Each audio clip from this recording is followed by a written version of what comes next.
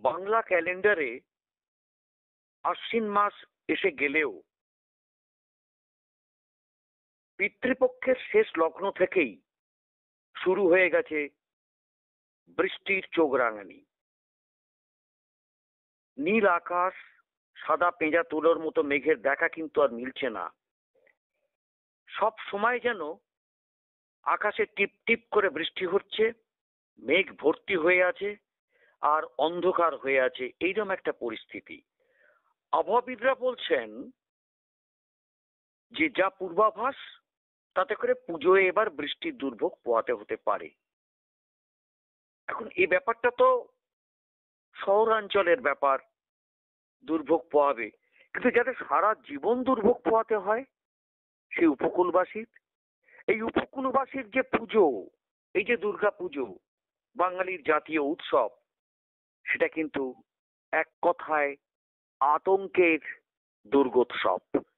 যে কোনো সময়, যে কোনো মুহূর্তে তাদের ঘরবাড়ি ভেসে যেতে পারে একেবারে নোনা জলে। সেই আতঙ্কই তাদের গ্রাস করছে অনবরত। এবং শুধু তাই নয়, আবহাওয়া দপ্তরের যা খবর তাতে করে জেলায় জেলায় মেঘলা থাকবে, বৃষ্টি হতে পারে, কোথাও দমকা হাওয়াও বইতে পারে, এবং দেবী পক্ষে আবহাওয়ার উন্নতির আশাও সেভাবে দিচ্ছেন না আবহাওয়াবিদরা। কেননা আবহাওয়া দপ্তর জানিয়েছে উত্তরপ্রদেশ থেকে বিহার, উত্তরবঙ্গ হয়ে বাংলাদেশ পর্যন্ত মৌসুমী অক্ষরেখা বিস্তৃত আছে। তার জেরে বঙ্গোপসাগর থেকে প্রচুর জলীয় বাষ্প ঢুকছে এবং সেই জলীয় বাষ্প ঘনীভূত হয়ে বজ্রগর্ভ মেঘ তৈরি করছে, তার থেকেই এই বৃষ্টি। তবে ঘন ঘন বাজও পড়তে পারে এমনও আশঙ্কাও করছে। আবহাওয়া বিজ্ঞানীরা বলছেন দেশ থেকে বর্ষার বিদায় পালা শুরু হয়ে গিয়েছে। ইতিমধ্যেই পাঞ্জাব, রাজস্থান, গুজরাটের একাংশ থেকে বর্ষা বিদায় নিয়েছে। আগামী 3 দিনে ওই 3 রাজ্য ছাড়াও হিমাচল প্রদেশ এবং কাশ্মীরের একাংশ থেকেও বর্ষা বিদায় নেবে। এই সময় বায়ুমণ্ডলের ওপর এবং নিচের স্তরের মধ্যে তাপমাত্রার ফারাক অত্যধিক বেশি থাকে। এর ফলে জলীয় বাষ্প বায়ুমণ্ডলের উপরের স্তরে পৌঁছে দ্রুত ঘনীভূত হয়ে বড় আকারের মেঘপুঞ্জ তৈরি করে এবং তার থেকেই অল্প সময়ে মুষলধারে বৃষ্টি এবং বজ্রপাত হয়। যেটা ঘটছে, যেটা আপনারা দেখতে পাচ্ছেন, তার পেছনে যে বিজ্ঞানটা সেটা বলা হলো। তো যাই হোক, পুজোয় বৃষ্টির প্রকোপ বাড়তে পারে বলেও আশা করছে। এখন আজ এই সোমবার থেকে কলকাতা সহ রাজ্যের বিভিন্ন জেলায় হালকা থেকে মাঝারি বৃষ্টির সম্ভাবনাও থাকছে। ইতিমধ্যে আমরা দেখতেও পাচ্ছি একেবারে ওয়েদার রিপোর্ট একদম মিলে যাচ্ছে। তার কারণ টিপটিপুনি বৃষ্টি, মেঘলা আকাশ, যেন একটা ব্যাপার, কোনো রোদ্দুরের কোনো দেখা টাকা নেই। তারা বলছেন ষষ্ঠী এবং সপ্তমীতে কয়েক পশলা হালকা থেকে মাঝারি বৃষ্টি হতে পারে। আবহাওয়াবিদরা বলছেন উপকূলবর্তী জেলাগুলোতে, অর্থাৎ আমরা যে অঞ্চলটা দেখাই, যে অঞ্চলটা নিয়ে কথা বলছি, সেই অঞ্চলের আতঙ্ক যে বলছি, সেখানে দেখা যাচ্ছে ভারী বৃষ্টির আশঙ্কা আছে, আবহাওয়া দপ্তর থেকে বলছে। তাহলে বুঝতেই পারছেন কোথায় আতঙ্কটা দানা বাঁধছে। এই ভারী বৃষ্টির আতঙ্ক কিন্তু আবহাওয়া দপ্তর থেকে বলছে এবং হাওয়া অফিসের সূত্রের খবর যে পরিস্থিতির উপর নজরে রেখেছেন আবহাওয়া বিজ্ঞানীরা।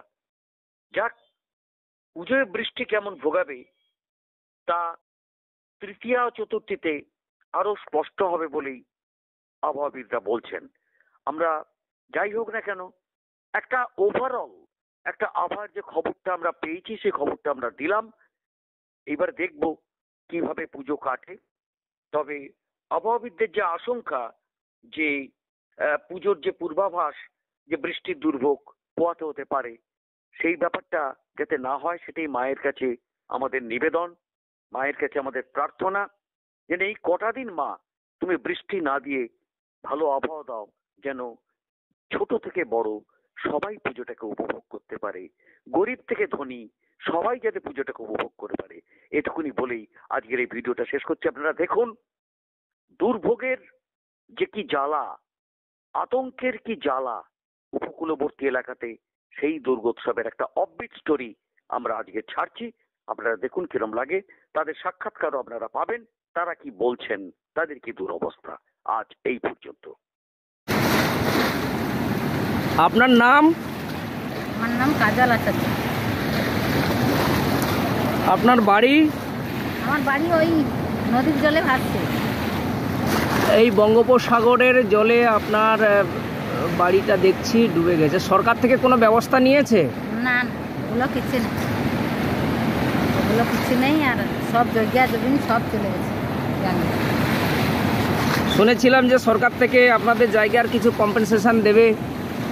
না, ওগুলো সব কিছু কিছু দেয়নি, আর কিছু দিবেও নি, বলে দিয়েছে। তাহলে এবছর পুজো আপনাদের কেমন কাটবে? দুর্গা পুজো কথা বলতে পারবো না।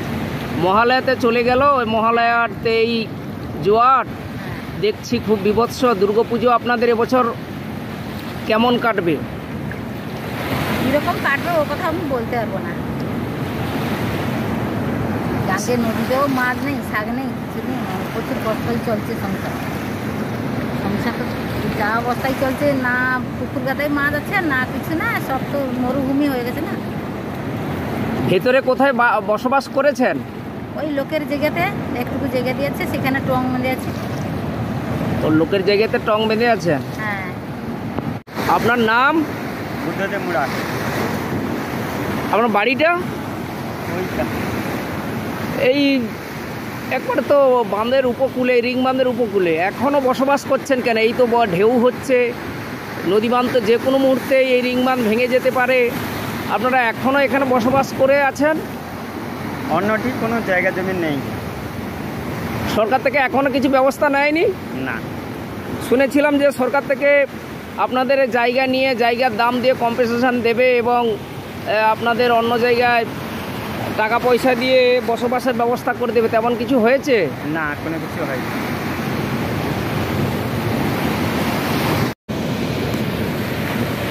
আপনার নাম? কনকাগুড়িয়া। আপনার বাড়ি? বাড়ি ওই তো গোবর্ধনপুর। আপনার এত তো এই বঙ্গোপসাগরের উপকূলে এই ভয়ঙ্কর ঢেউ হচ্ছে, নদী বাঁধ ভেঙে যাচ্ছে, অথচ আপনারা এই এখনও এখানে আছেন কি করে? কারো কোনো জায়গা জমিন নেই, একটু রইবনি আর খাই যাবো।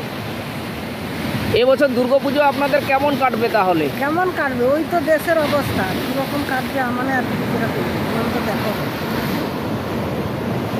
সরকার থেকে কোনো ব্যবস্থা নেয়নি? না, কোনো নেয়নি, দেখে পাই যায় আর। আপনার নাম? আরতি পাটলা। আপনি এই বঙ্গোপসাগরের ঢেউ হচ্ছে দেখতে পাচ্ছি, এই বঙ্গোপসাগরের ঢেউ, আপনি তবুও এই বাড়িতে একা আছেন কেন? আমার স্বামী নেই, ছেলেপুলে নেই, কেউ নেই, ওই জন্য আমি একা আছি। এখন কি অসহায় হয়ে পড়ে গেছি। আমাদের তো ঘর বাড়ি তো করে দেওয়ার কথা সরকার থেকে, কিন্তু তো কেউ করে দেয়নি, এই জন্য আমি অসহায় পড়ে আছি। আপনারা যদি সাহায্য একটু করেন তো করবে, এছাড়া আমার আর করার কিছুই নেই। না, শুনেছি যে এমএলএ সাহেব আপনাদের কি ভেতরের দিকে পুনর্বাসনের ব্যবস্থা করেছে? পুনর্বাসন করেছে বলেছে, কিন্তু এখনো পর্যন্ত হয়নি, আর হবে কিনা কোনো আমি বলতে পারবো না। তাহলে এবছর আপনার দুর্গাপুজোর তো খুবই দুঃখে কাটবে নাকি? দুর্গাপূজা তো দূরের কথা, দুর্গাপূজা আমাকে দেখার মতন কিছু নেই। আমাকে এই গঙ্গাবুড়ির সামনে আমি আছি, আমার যা করে দয়া করলে রাখবে, আর নাই রাখে নাই রাখে। এছাড়া দুর্গাপূজা দেখা আমার সুখ বলতে সব সেরে গেছে, এখন আমার বলতে কিছু নেই। আমি শুধু অসহায় পড়ে আছি। শুধু আপনারা যদি কোনো সাহায্য করেন তো করবেন, নাহলে আমার করার কোনো নেই। আর যদি ছেলেপুলে নেই, স্বামী নেই, কেউ নেই, আমি একা পড়ে আছি এই সমুদ্রের ভিড়ে একা। সারা রাত্রি সারাদিন, দিনের পর দিন উনি মৌজা ঘাটছি, দেখেছি। আমার আর কে আছে কে?